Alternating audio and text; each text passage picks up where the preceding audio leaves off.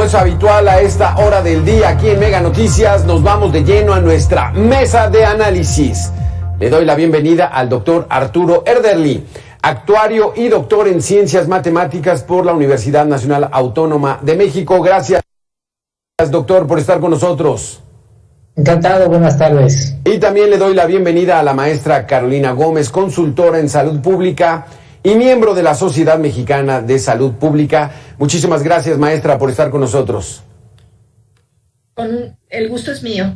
Muy buenas tardes. El tema de la crisis forense en nuestro país vino a, digamos, destacarse a nivel nacional por este tema que poco conocíamos en el país, el exceso de mortalidad.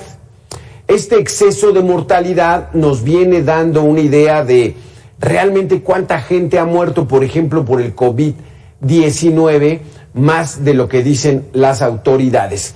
Este exceso de mortalidad también entra, maestra, dentro de cifras negras, es decir, cifras de gente que no está identificada y que va a la fosa común. Bueno, además del COVID-19, yo pensaría que el tema de estas cifras negras, como usted le llama, tienen que ver también con la violencia en general del país, que ya se cataloga como un problema de salud pública. Desde mi punto de vista, la violencia es un evento ya incontrolable y pues estaba yo viendo antes de que entráramos a cuadro las desafortunadas escenas de las mamás que están buscando a sus hijas y sus hijos en varios estados del país, y eso para mí es como muy significativo, ¿no? O sea, no solamente tenemos encima una pandemia, como yo le llamo, sin control, que es la de COVID-19, sino también ahora tenemos cifras escandalosas por el tema de violencia en general y particularmente violencia de género. Sí. Todos los días mueren 10 mujeres cada día en este país y no se ha declarado una emergencia nacional por ello, y a mí sí me asombra y me alarma. Sí, exacto, maestra Carolina, porque el drama, la tragedia de las madres buscadoras es terrible cuando la autoridad no tiene registro, no tiene la intención de buscar. Doctor Arturo Erdely, ¿cómo nos encontramos en este asunto? Regresemos al exceso de mortalidad. ¿Hay una relación con las fosas comunes o por qué no detectar a toda esa gente que murió por COVID de manera directa o indirecta? ¿Por qué bajar las cifras? ¿En qué estamos? Lo que hay es que hay diferentes fuentes de información, no es que el gobierno no haya dado las cifras de exceso de mortalidad. De hecho, aunque mucha gente se va con las cifras de INEGI, que 2 veces por año nos actualiza el exceso de mortalidad, pero con mucha mayor frecuencia de lo que lo hace el INEGI, el gobierno federal ha estado actualizando también el exceso de mortalidad. No es que el gobierno esté dando una cifra y a la mera murió más gente, no. El gobierno federal da las 2 cifras. Una que son las muertes confirmadas diarias, ¿no? Que son, y siempre lo ha hecho el gobierno, un subconjunto de un conjunto más grande, ¿no?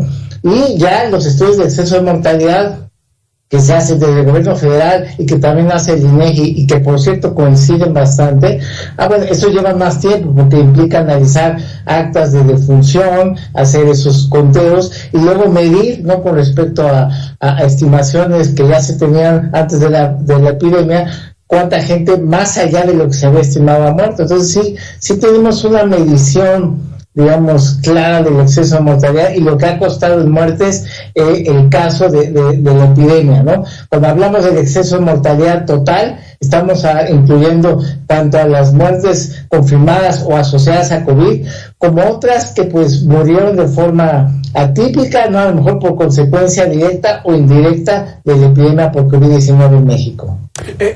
Maestra Carolina, pero hay cifras oficiales, pero hay mucha cifra que no se sabe. Entonces, cuando hay una batalla entre narcotraficantes y ellos mismos recogen los cuerpos y van y los tiran en algún lado, esos no se contabilizan. Cuando hay gente a la que levantan, a la que secuestran o a la que reclutan de manera forzosa y fallecen, también vemos que los tiran y los entierran en cualquier lado. Este es un drama, maestra Carolina Gómez. Bueno, sí, porque además, como decía el doctor Arturo Ederle, entre las 10 causas de muerte de los mexicanos el último año está la violencia, registrada, si mal no recuerdo, en sexto lugar, séptimo. Y eso significa que pues tenemos un gran problema, como usted lo señala, que probablemente no están contabilizadas, pero olvidemos de eso, si están contabilizadas o no. El asunto es cómo prevenimos más violencia. Acabamos de ver los hechos, como usted bien señala, en Michoacán, ¿no? Que nos quisieron confundir, que no habían ocurrido. Y después vemos los otros hechos igual de violentos en un estadio de fútbol y quisieron apagar la marcha de mujeres el 8 de marzo aquí en la Ciudad de México. Entonces, desde mi punto de vista, tenemos que empezar a identificar que la violencia es un problema de salud pública, claro, por un lado, y por el otro, a empezar a registrar todas estas cifras y tratar de tomar medidas como autoridades públicas, ¿no? Las autoridades de los gobiernos estatales y federales, a entender este problema como eso, como un problema de salud, sí, y enfrentarlo, no hacernos a un lado todos y creer que es un asunto de grupos de animación, como le llamó la Liga de Fútbol, ¿no? Sí, exacto. Doctor Arturo Ederle, porque esta situación de lo que ocurrió en San José de Gracia, allá en Michoacán, se vio el video, eran al menos 15 personas, reportaban 17 personas que fueron prácticamente fusiladas. Pero como no hay cuerpo, pues no hay investigación, se llevaron esos cuerpos. Esos cadáveres no están registrados, no los registra el INEGI, no los registra nadie, ¿o sí? Bueno, depende de si los familiares levantaron una denuncia, bueno, entonces por lo menos habrá una denuncia por desaparición, ¿no? Entonces, por lo menos que haya el registro de un caso reportado como desaparecido y se le tiene que dar el seguimiento, digamos, ese es el registro que puede haber. Si no hay familiares que denuncien, pues efectivamente, a menos de que de oficio la autoridad empiece a indagar, a ver, pero tienen que ser los propios familiares los que den cuenta de ello, porque digamos, a través de un video, pues iba a ser un poco difícil para la autoridad saber exactamente cuántas personas desaparecieron si no hay familiares que estén reclamando o reportando. Exactamente. Pero aquí donde dices, maestra, es ya detener esta ola, ya detener, porque la cifra de desaparecidos también dice el gobierno que son 90,000, que hay 52,000 cuerpos sin identificar. Está el drama de estas mujeres, como usted bien dice, que encuentran restos, que no se sabe si es un cuerpo completo. En fin, pero aquí la situación sería ya poner un alto a todo esto, ¿no, maestra? Sin duda. Llevamos 2 años hablando de enfermedad y muerte. El doctor Ederle ha registrado esto de una manera muy profesional en todas sus estadísticas.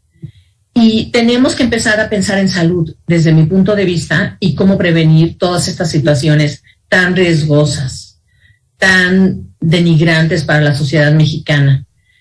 Y seguir insistiendo con las autoridades estatales y federales que no podemos seguir como estamos. El sistema de salud tiene que avanzar para darle seguridad y certeza a todos los usuarios.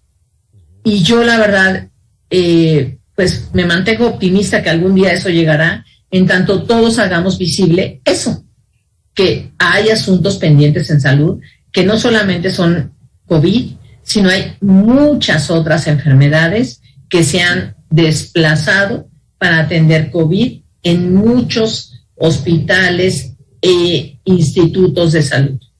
Doctor Arturo Ederle, ¿cómo nos encontramos en estos momentos en exceso de mortalidad con relación al COVID-19, a los fallecimientos por la pandemia? Bueno, el último estudio de exceso de mortalidad que publicó el gobierno federal abarca hasta el cierre, digamos, del año 2021, ¿no?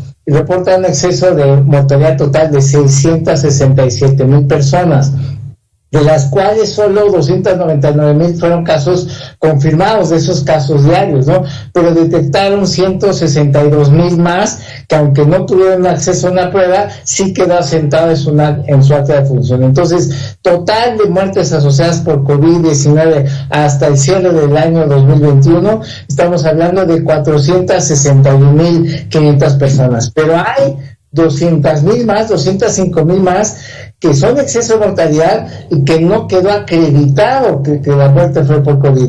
Entre esas más de 200,000 personas, algunas a lo mejor sí eran de COVID y no quedó asentado en el acta de defunción, y a lo mejor otras no eran COVID, pero justo por los momentos de saturación hospitalaria y de reconversión de hospitales para atender la emergencia de COVID, mucha gente tuvo emergencias de otro tipo, infartos u otras enfermedades crónicas que dejaron de atenderse adecuadamente, entonces también perdieron la vida por una situación de saturación hospitalaria. Entonces también esas son víctimas indirectas de la epidemia, no registradas como COVID, pero que mueren a consecuencia de la saturación hospitalaria de la epidemia, más de 200,000 personas. Sí, porque hace un año el gobierno británico dijo, donde nos vamos a dar cuenta realmente de cuánta gente murió por COVID es en el exceso de mortalidad. Porque esta lógica, usted que es experto en estadística, doctor, entonces, cada año se estima, cada año se tiene una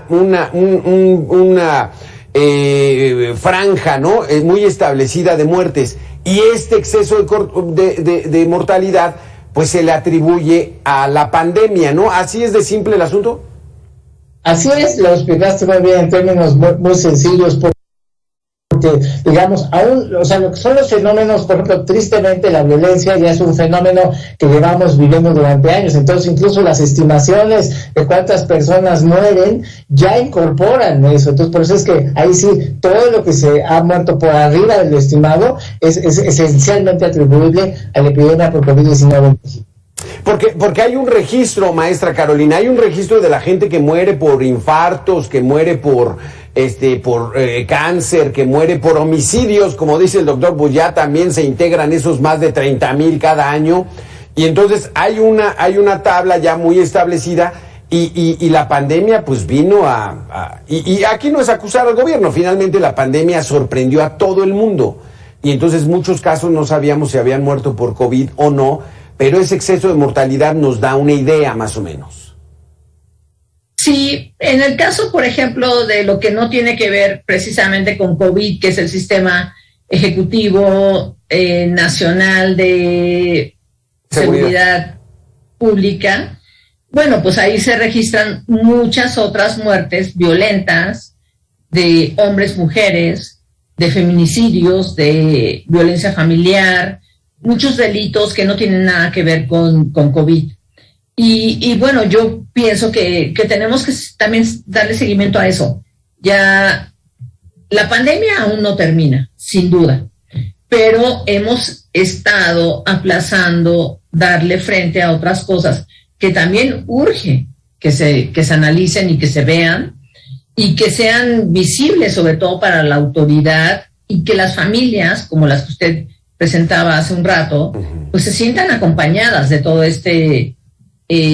pues tragedias personales que culminan en actos muy violentos. Esta danza de cifras, maestra, ¿no sería preferible que las autoridades tomaran las riendas y dieran verdaderamente cifras más convincentes para que estuviéramos todos, la opinión pública, mucho más cerca de la certeza?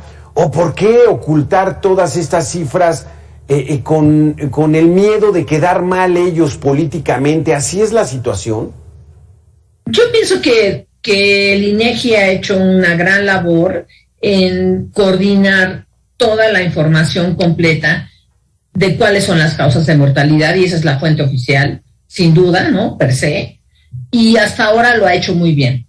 Entonces creo que estamos en medio de una situación muy crítica para empezar a concentrar cifras de un lado o de otro, sino yo creo que debemos seguir fortaleciendo la autonomía del INEGI y que sean ellos los que nos den las cifras oficiales, transparentes, óptimas, que nos permitan a todos hacer un ejercicio tanto de proyecciones como de un análisis de qué se trata todo este tema y que involucren al sector salud, obviamente, y a otros sectores del gobierno donde pues hay que prevenir todos estos desafortunados muertes anticipadas.